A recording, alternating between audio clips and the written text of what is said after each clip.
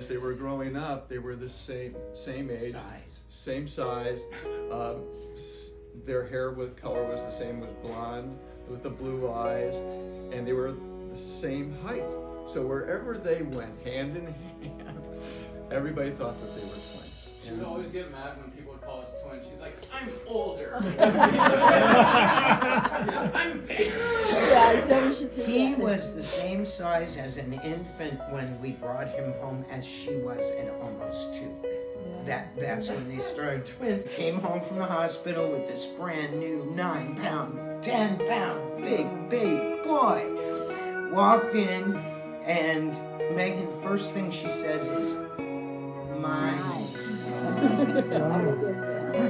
Mine. I'm going, no, honey, that's Mommy's, Debbie's baby. It's your mine. As you're a parent and you watch the kids grow up, and you forget sometimes. And I always thought that Megan was as sweet as could be, and there wasn't anything other than this sweetness. But thank God for videos and things like that, because you see things that you don't remember. And one story that we can tell about Megan was that we have cousins in Wisconsin. Matt's from New Jersey, but Sherry's from Wisconsin. Yeah, we won't talk about that. Anyway, so this was during the Cabbage Patch time, Sherry, right? We're talking about, what, 30-some years ago, right? Yeah, she was 2. Okay, so we were in Wisconsin, and one of our cousins had this Cabbage Patch doll, which was her favorite doll. Megan said, mine. And Megan oftentimes, whether it was with us or with others, would get her way. So Megan says, mine, no one else can have it. So she nonchalantly said, I really like that. Oh yeah, that was the. Sarah said, well, maybe that's my childhood doll. You know, she said, I really like it. So They gave it to her? She gave She it to gave it to her. And the last thing that she said is, well, Megan, that doll would belong to someone else, and your cousin who loves you. But I wanted it. That's the sign. No, unless you go back and see those things, because you think of Megan as being quiet and innocent. Somewhere over the rainbow.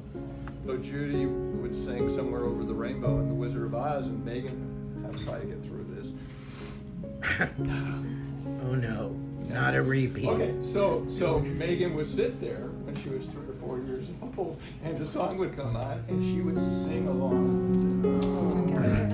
So when She had a beautiful voice too. right, so when it got to the point of way up high, which is right at the very beginning, she would take her hand, her finger, and look up in the sky and go, way up high.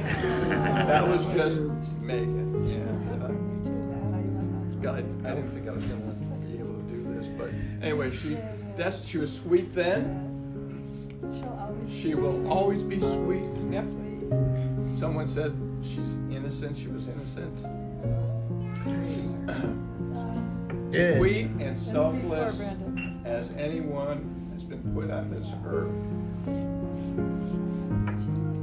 She was out front. Halloween, we had incredible numbers of items we had to put out. Thanksgiving, the same thing. And then for the holidays, it wasn't just Christmas, of course. It was Hanukkah. It was everybody's holiday. So it would be the white and blue lights for the Jewish side of the family. And then, of course, we had to have what? Blow-ups. Oh. Now, I hate that's those. just Oh, one. And God. the last thing that I really wanted to do was to put up blow-ups, right? I'm in my 70s now, and I'm out there putting blow-ups, and only for one reason only, and that's because of Megan. Megan was a child until you would think that she would get carded because of that baby face, and you would think she was so young until you heard her on the telephone talking to people, and especially the people that she was trying to help.